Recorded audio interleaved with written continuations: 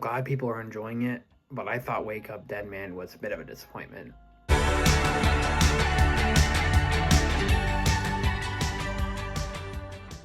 When I saw Knives Out in the theater, it was the first movie, or second movie after Bohemian Rhapsody. Sorry, arrest me.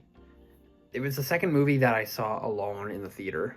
I don't need to do that anymore because my girlfriend sees every single movie ever. But it was the second movie I saw alone. And I sat there and I had just graduated high school. It was just before the pandemic. I watched it and I loved it. The colors were so good. Benoit was this awesome character that was right in the middle of it. Anna de Armas did a really good job. I think that was maybe the first time I saw her.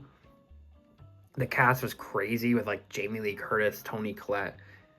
Anyway, I'm not reviewing the first movie, but it was such a good film. It was a film, as Harry Styles said. The movie is like, it feels like a movie. I just walked out super happy. And then Glass Onion came around a few years later, and I knew Netflix bought the series, so I wasn't super hyped, but it did end up being very good. Another crazy cast, similar vibes, but a little more funny, and just like they kind of let loose on stuff. So when Wake Up Dead Man was coming out, and I saw it last night, I was super excited. I mean, you had like Josh Brolin, Jeremy Renner. Josh O'Connor was pretty good in Challengers, even though I hated his character. He did a good job. So, I don't know, I was excited for it, and I love this character, and I think Daniel Craig is having the time of his life. Way more fun he seems to be having here than he did ever in Bond. So I just love this character. I love these movies, but this was quite a disappointment to me. A lot of the reviews don't agree. Most of the reviews are coming out pretty good.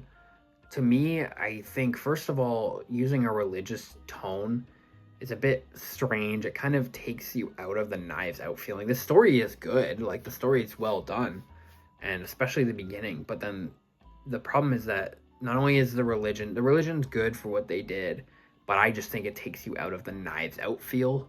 This movie would be better if it was not a Knives Out movie, because it doesn't feel like Knives Out. There's not a lot of comedy, a little bit in the beginning. The side characters are not utilized whatsoever. That's what makes Knives Out, is they're not murderers or anything, but they're all some kind of importance to what's happening. In this movie, at least 3 or 4 of the characters could be not there, and it doesn't change the story. I get that the point is that these movies, you're following one character. It's not Benoit. Benoit comes in and he's supporting, but he's still the heart, and he's right there.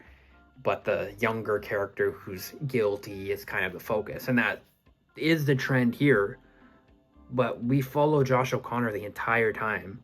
Benoit's not in it nearly as much as the first two.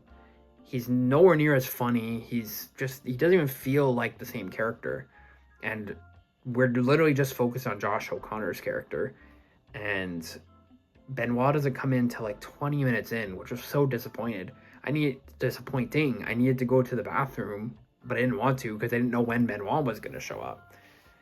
Not to mention, all the characters are introduced by narration of Josh O'Connor's character.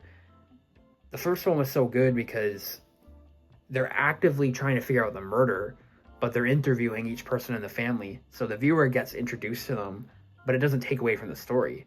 The narration, I'm not a big fan of. It explains it later, but I still am not a big fan of. Another thing I'm not a big fan of is later on in the movie, something big happens. This isn't necessarily spoiler free, but I won't talk about the plot. But something big happens and we see a character, and as they're recapping, is a completely different character, which I get is some degree supposed to be interpretation of who we're following, but it's just a cheap trick. And Rian Johnson's done a really good job at not doing these cheap tricks. Like in the first one, when Marta gives the medicine to Thromley, and you basically see her give it to him, and you kind of are questioning how is he dying? Like, we just saw her give the thing. Who else could it have been? And then there's a really clever way to actually make it somebody else. So there wasn't really something like that. They're just using cheap tricks to throw you off. the whole reveal is stretched out so long in different parts with different things that you probably either forgot about or came like 10 minutes before. It's just kind of a mess, and I think it looks really good. There are a lot of cool camera shots, so it's not the worst movie ever, but as a big Knives Out fan who loves the first one, really likes the second one, this one dropped a lot in quality to me. I'm one of the only people who's saying this, but I just was not happy. Maybe when I rewatch it, I'll enjoy it more. And I was paying full attention. I'm in the theater, so I don't know. I don't know what it was. I was very sad to be giving a Knives Out movie a poor review, but that's what it was. So, and the biggest problem, first movie's fall, second movie's summer. Why was it not snowing in this movie? It's not spring either, so I don't know why they didn't pick every season. That should have been the recurring theme. So I want more Benoit. I'm just hoping I like the fourth one more.